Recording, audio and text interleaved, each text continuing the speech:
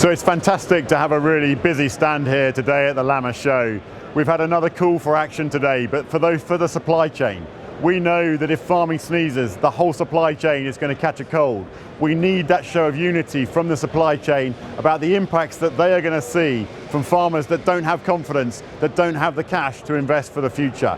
You'll see a QR code at the end of this, and if you are in the supply chain, please do sign up to our pledge that you will commit to trying to overturn the family farm tax, to lobby your MPs. The strength of feeling in members, understandably, is still very, very strong.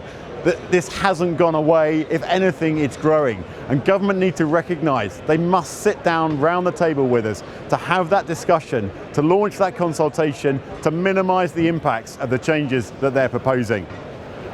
On the 25th of January, we have our Day of Unity with the other farming unions across the United Kingdom. This is an opportunity for members at a county level to get involved with activity.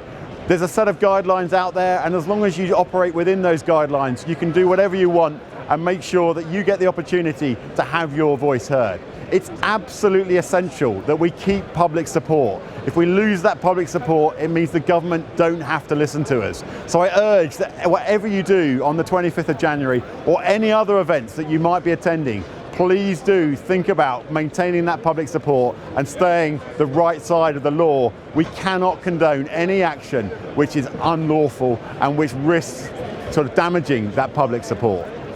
We've also had the very worrying news this week about foot and mouth disease. Now, we all think back to those tragic scenes some 20 odd years ago. We cannot possibly revisit that. We came out very early on calling for personal imports to be banned. There is a huge risk for members of the public bringing in those personal imports. They have banned imports from Germany.